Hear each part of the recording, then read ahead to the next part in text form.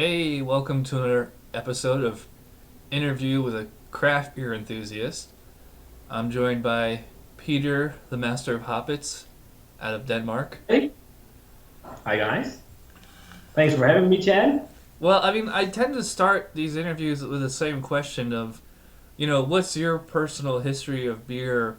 Like whenever you first started drinking, and like, did you start out drinking fizzy yellow beer like the one, like the one we just drank, or did you Yeah. like Dennis, like he just went straight to good beer. He never really went to the bad stuff. What was your history?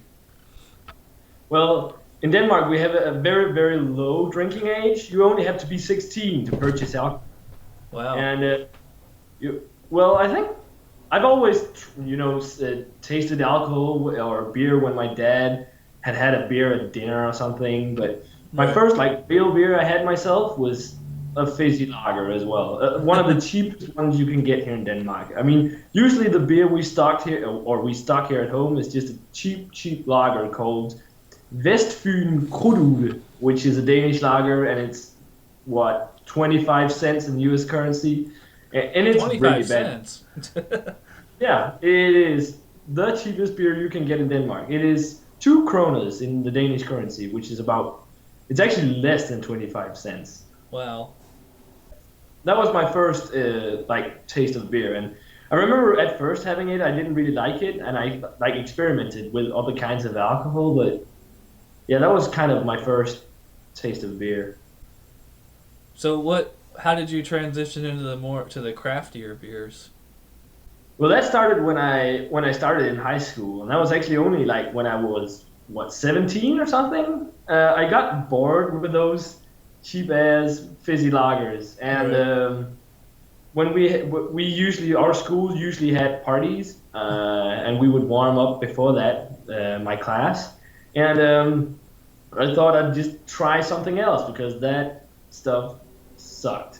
And I remember starting just drinking Foster's and Budweiser and other just different kinds of fizzy lagers. Right. But then one time I, I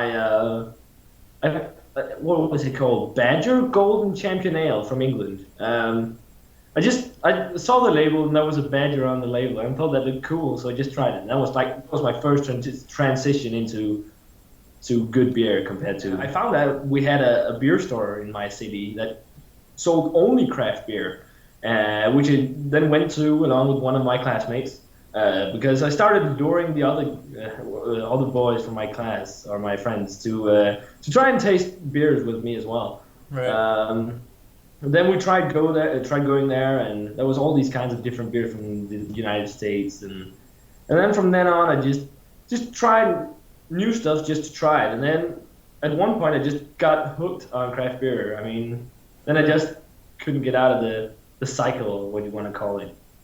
Okay, so what made you want to get on YouTube? Were you watching other beer reviewers and said I want to do that, or did you just how Well, did it? fun thing, I actually started watching your early reviews back in 2008, and also JG Davin, Joe D. Right.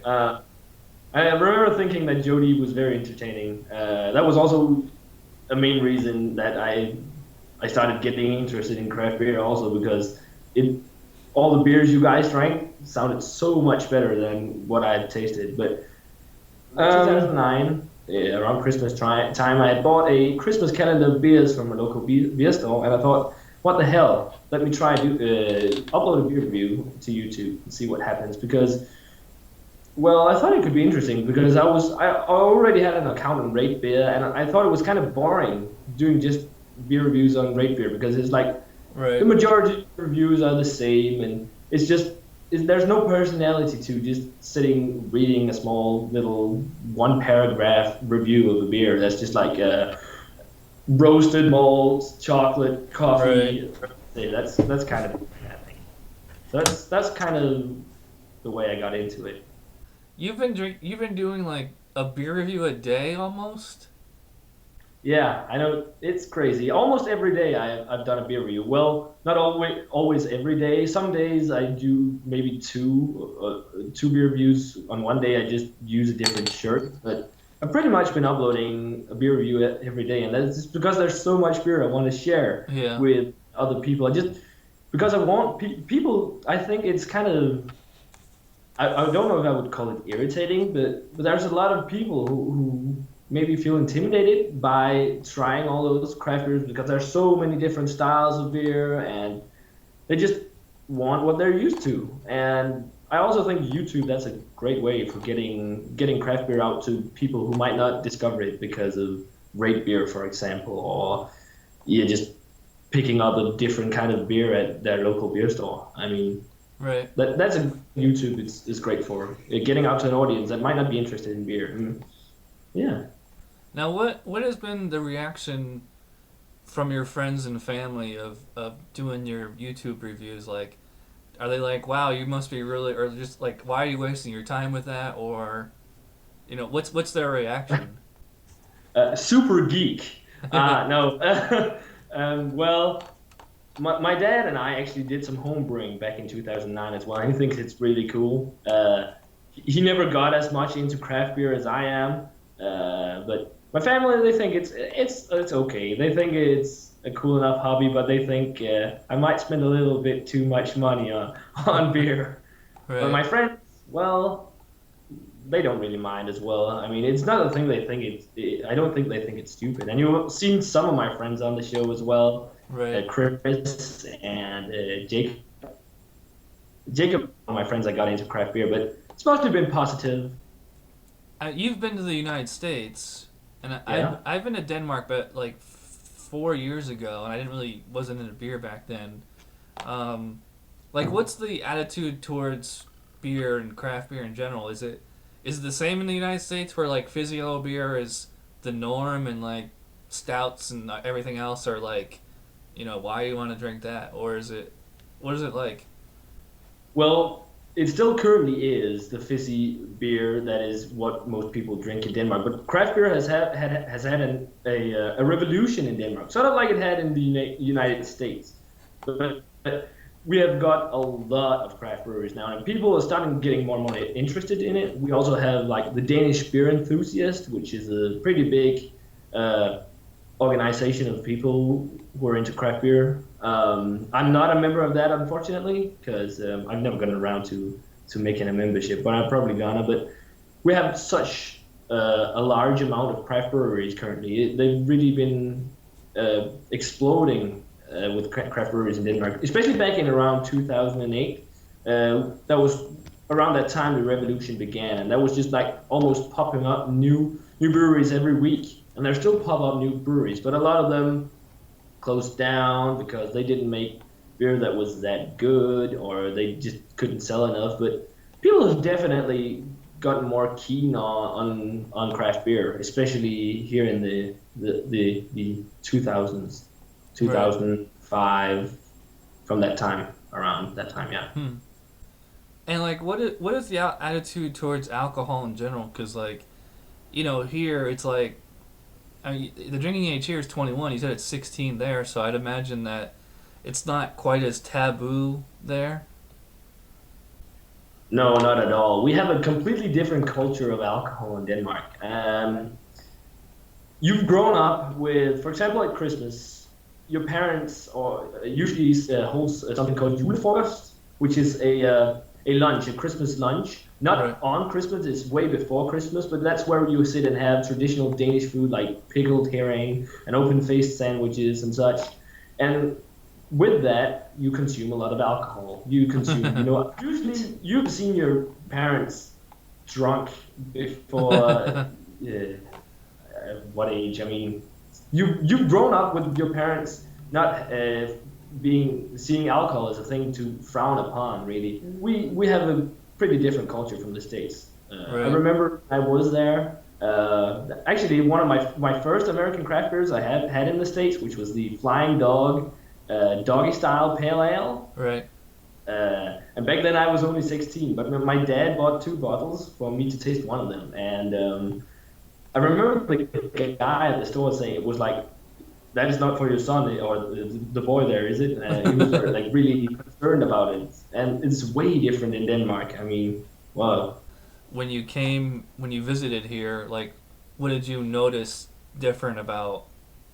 I mean, you can notice tons of things about culture, but like specific to beer and alcohol, like well, One example, for example, you can't drink publicly in the States. You can do that in Denmark, actually, as long as you're not disturbing public order.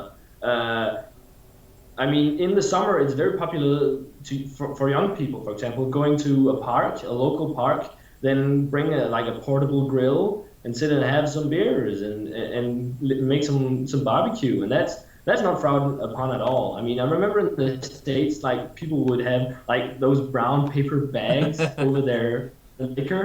I mean, that's not a thing you will see at all in Denmark. It's much more open to alcohol in that sense. so a question I like to ask all the other beer critics is, to kind of pick your brain, like, in your opinion, like, what's your rationale or your criteria for judging a beer? Like, what separates a bad beer from a good beer and a good beer from a great beer? To me, it has a lot to. It doesn't only have to be the crafting of the beer. I know craft beer is handcrafted. There's been put a lot of work to it, but it like just because it's a craft beer doesn't necessarily mean it's good. Right. I think it comes down a lot to both ingredients you use and also the skill of the brewer. When I rate my beers, I usually go rate according to the style. I try to look upon how much the beer is brewed according to the style, and Right. yeah, I put most emphasis on probably the aroma and the taste. I mean, that's basically what means most to me. If a beer has a really bad appearance, it might pull it down a grade or two. But if it's just smelling amazing and tasting fantastic, that's fine with me. That's probably what my grades are mostly based on. It's the aroma and the taste. Then appearance and such can come in as seconds.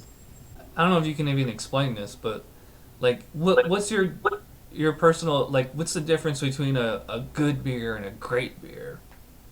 Well, a good beer and a great beer. If you want to separate that, I mean, for me, great beer has to be a beer that gives you a wow experience. It's like if you have a taste of that beer, it's like blowing your mind away. It's like being, well, you can almost say like being in heaven. I know that sounds strange, but Right. that's what did you call it? A really good beer or the best beer? Right. And also a beer that like makes you want crave more of it. One that's like you have one bottle of it and then you're like, damn, I should have bought another bottle. But really, that's a great beer for me, and one that really knocks your socks off. I like stuff like that. Do you think like taste is subjective? Like when I was asking this with Dan, he's like, well, there's certainly an objectiveness of the ingredients and things like that, but there's also a subjectiveness of taste, but some people think that actually taste is objective. Like if a good beer is good, anybody's gonna be able to know that it's good. So, like, what's your thoughts on that? Well, maybe I think it's mostly subjective because everyone has different tastes. Everyone has different palates. I mean, if I review a big imperial stout like I did with the Southern Java, for example, Right. some people might like that at all because of just the difference of what you prefer. I think it comes down a lot to personal choice, the subjective Right. part. But still, there is still some objectiveness to it. I mean, if a lot of people like some of the big hype beers on Rate Beer and Beer Advocate, Right. uh, there must be something about it. If over 1,000 people agrees on it's the same beer, I think it's kind of a balance between both things. But for me, I think it's mostly subjective. I'm not just because a lot of people think a beer is extremely good doesn't mean necessarily I'm gonna think it's a great beer. Right. I might not like it at all, for example. I've noticed you've had your friend Jakob on your show, and then he actually started his own show. Have you? Yeah. I mean, he's the only really example I have to go by. But have you guys ever split, where like you thought something was great and he thought it was terrible, or vice versa? We actually shot a review at his place a long time ago now. I don't know why he hasn't posted it yet, but I don't think it's the editing came out great because he just used his camera phone. He Um, had it shot in HD though, but that was complete split opinions of the beer. he thought it was really good. I thought it was just above average. What That beer was was it? that was a French beer. What was it called? It was a beer de God. I think it was called Hildegard something. I can't remember the name completely. I noticed you wear like almost every review. You're wearing a heavy metal band T-shirt. Do you own any like collared shirts like this? I own a suit. Well, yeah, I do, but mostly I'm a metalhead. It's the uniform. I've worn this since I was what 13, 14 years old. Right. Or not really back then. That was just when I started listening to it. But I've been wearing band shirts like this, heavy metal shirts for a long time, and I think that's kind of when you're a metalhead, that's you like to show that you belong to that subgenre and that you're not just another average Joe. Right. I call it, but yeah, I wear them a lot. I don't think I've made a single beer review where I haven't worn a band shirt. Actually, when I think about it. Someday you're gonna have to do a review where you just surprise us where you're wearing a shirt and tie. Yeah, that would be fun. Like Wearing a suit. what's like your short-term goals and like long-term goals for with your channel? Do you have any like big projects in mind or something you want to hope to accomplish down the road or? Well, I haven't currently. I don't have any like real big projects going. I'm the only like I'm gonna probably going to be going to the big Danish beer festival in Copenhagen next year, early next year, together with Jacob. That's probably the biggest thing that I have of different things to go to use on my channel. But other than that, like a main goal, well, keep what I'm doing. Hope people enjoy what I'm doing. Just spread the word of craft beer. I mean, let people know that there's different stuff out there, and just try to convince people, more people, to try and drink craft beer because there is better things out there in your average run-of-the-mill lager. What's your favorite or your personal preferences as far as taste? Like, I mean, judging from your screen name, I'm thinking you're more of a hophead than like an IPA guy than a stout guy. Or do you try to appreciate all styles, or like, so what's your preferences? Well, I am a huge hophead. I love IPAs and double IPAs, but I try to appreciate all styles. There isn't really a beer style I dislike. I'm not too keen on like malt liquors, for example, and fruit beer. Some fruit beer can be good though, but I have had very bad experiences with fruit beer so far. But Right. that's like only styles really you can say I sort of dislike. But other than that, I try to taste like as most beer as possible. There isn't like other than that a specific style I don't like. But I think my favorite styles is probably IPA, double IPA, probably also imperial stouts. Right. Do you have any kind of holy grail kind of beers, like something that you want to try but you can't get? Pliny the Elder, for example. I would love to try Me that, too. especially with Hophead. Yeah, just a lot of American stuff, really. There's a lot of American stuff I can't get, and I know it's sick because I get all that American beer already. But what else? Like I Dark Lord or just anything else from Three Floyds. For example, the Apocalypse Cow you reviewed, I also would love to taste. Yeah. There's a lot of, for example, also just stone beers, which I don't get either. There's a lot of American beers but like the top most holy grail beer I want to taste currently is probably Pliny the Elder, because Right. everyone I know who has had it says it's a fantastic IPA, double IPA. Do you have a Twitter or Facebook or anything, or just YouTube for your beer reviews? I only have, yeah, I'm on the Beer Geek Nation, and then Oh yeah, that's right. yeah, the Beer Geek Nation, then under the contributors, and then Master of Hoppets, or I think it's just TMOH, just shortened down. Right. But other than that, I don't really have any pages to plug. I have my own personal page, Facebook page, but that's it. Right. Yeah. Yeah. Yeah. So thanks again to Peter, the Master of Hoppets, for doing this interview, and Thanks. we'll see you on YouTube. Thanks for being here. Yep. Bye. Bye. Hey, welcome to another episode of Interview with a Craft Beer Enthusiast and another interview with Peter, the Master of Hoppets. How you doing, man? Pretty good. How are you, Chad? Good. Um, you're originally, well, you are from Denmark, but you're in Arizona or New Mexico, Yeah, going to school.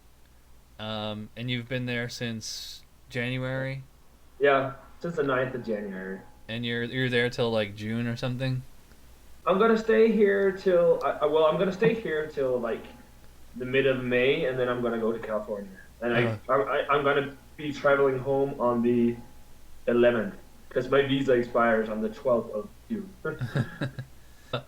yeah, this isn't your first time in the States, though. I remember in our last interview, you said you were here when you were like a teenager. Yeah. So, you know, first of all, what's your reaction between when you were between then and now, as far as plus you're in different places, so what's changed as far as you can tell, or Well, like when I came here last, I was only 16. So, or last, I think, yeah, last I was 17, and that was in Florida. But before that, I was 16 when I was traveling around over here. And now I've got to experience like the college life of America, and it kind of reminds me of how like people were in high school back home because the drinking age is so much lower. People get really like psyched about going out to party and stuff like that, and they drink a lot of light, bad beer and stuff like that. I've been trying to like get my roommates to try some good beer yeah. lately. Have had them in a couple of reviews, and some of them seem to like some of the stuff I drink over here. But that's one of the main things I've noticed, and also how really strict you are on your alcohol laws. I have to bring my passport every time I'm gonna go to buy a beer, even when I had my big beard. I didn't I had to bring my passport. So that's like one of the main big differences. Other big differences is like the school life. I think school is a little like easier over here than back home. Really? Like how Yeah. so? Um, Less homework? it's no, it's actually more homework. It's just not set on as a high level. I feel like I read more, but the assignments seem smaller, uh, which is kind of nice. That's just one of the first things I noticed over here that the homework there's more homework, but it seems easier. And maybe it's too early to tell. I mean, you've been there what, a month and a half, almost 2 months now. What is the beer scene like in Albuquerque? Or is there any craft beer stores? Are there any breweries there? Um, it's not as good as back home. Let's say that. The selection is not as good, but they have a solid selection. I get a lot of West Coast beers. We have one beer and wine store that's called Jubilation, which has a pretty solid selection. And then we have a chain of liquor stores called Kelly Liquors, which Uh-huh. is they sell everything. They sell everything from 40s to craft beer, so and booze, spirits. And then we have a small store really close to where I live called Quarters, which has like a pretty impressive craft beer selection. Other than that, we have Whole Foods and places like that to get proper beer. Right. As for breweries, we actually have a couple. I've had like most of the beers from the different breweries here in Albuquerque. We have one called Chama River. They're a brew pub and they don't bottle their beer. Haven't been there yet. And then we have a brewery called Marble Brewing, which is I'm planning on going there to do a brewery tour eventually.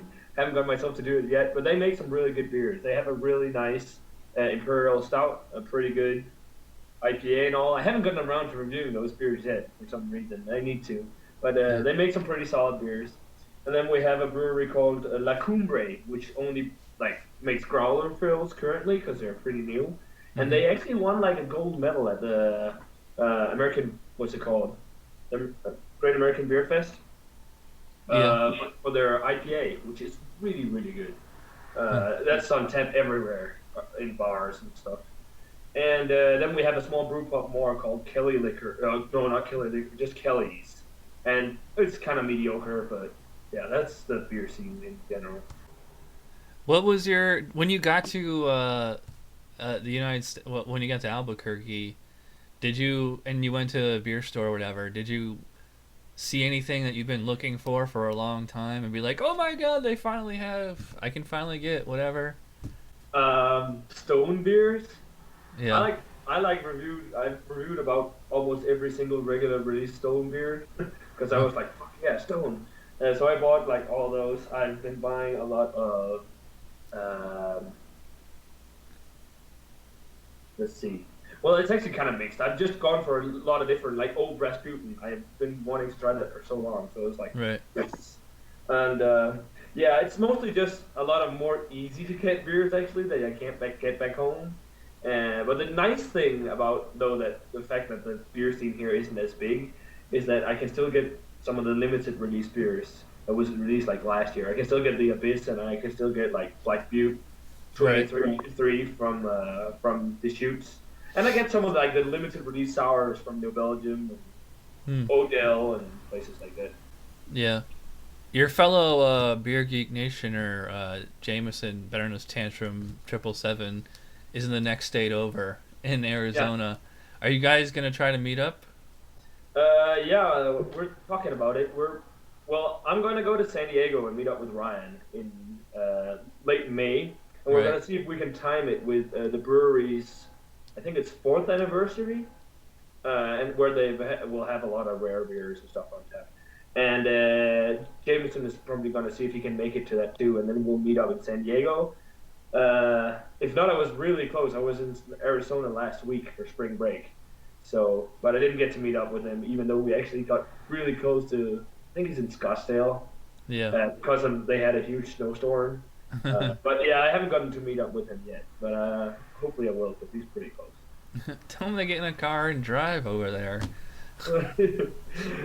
You hit a milestone of sorts. You finally passed me in the number of beer reviews you've done. I did. Yeah, because Uh, the one we just did was like 638. I oh think. yeah, and I'm in the 40s now. Yeah. Well, what? I asked you this on the last interview a year and a half ago. It's like you do a beer review a day, and you're not 300 pounds. So what's the secret to your success? Um, Actually, kind of like Mark Sanderson, Right. bike barbecue, bike beer barbecue or whatever video beer reviews. Right. Try not to get more than 2,500 to 2,000 calories into your system a day. That's basically it. Yeah. I work out too a little. I did a workout like with my roommates, but we kind of stopped doing it. Like a couple of weeks ago, we got too lazy. But yeah, other than that, I guess it's just because I have a high metabolism. Yeah. Yeah. Did you have any like American food or any kind of ethnic food that really blew your mind yet or grossed you out? Uh, I've had a lot of stuff blow my mind. One thing over here that's insane is your portion sizes. They're so freaking huge compared to Denmark. I went to this New Mexican restaurant. They like make New Mexican food, which is like a fusion of um, like Mexican food and like some American style Right. Tex-Mex, Right. and it's called Sadie's. And I had this stuffed sopa. It was a place that's been on Man versus Food, and I was invited there by some friends or some family. And then I come there and have a stuffed sopapilla, and it's like half a pound or like a pound or something. I almost ate half, and I was like, oh, I'm done. And then when the waitress came back to give us a check, she was like, they told her that it was my birthday, and she asked me what cake I wanted, and I was like, no, no, that's too much. And then I've also been to a chain that makes like a steakhouse called Texas Roadhouse, which was really good too. Right. Um, Other than that, I haven't really like went out to eat that much yet. Right. College student, you don't have too much money, so. You've still been posting almost a review a day or like maybe 3 or 4 a week. Have you found that you're like a lot busier now between being a full-time student and do you have a side job there or anything? No, I don't have a job here. In Denmark, you get scholarships from the government to take an education. Right. So I don't need that. I need a job. That's only for like money for like going out having a good time or getting clothes and stuff like that. But Right. no, I don't have, and I don't not even sure if I can work here because I'm only an exchange student. But so no, I don't have a job. Well, you always hear about those damn foreigners taking American jobs. That could be you. It could be. It could be. That does it for this interview with Peter, the Master of Hoppets. Go check him out. Put the links below. And we'll probably Skype review a few more times before you head out. And maybe if you're in JFK Airport for the 2-hour window, we'll do another review in my car. How's that sound? That sounds good. That sounds good. Cool. All right, so I'll see you later. Thanks for watching. Cheers. Cheers. Bye.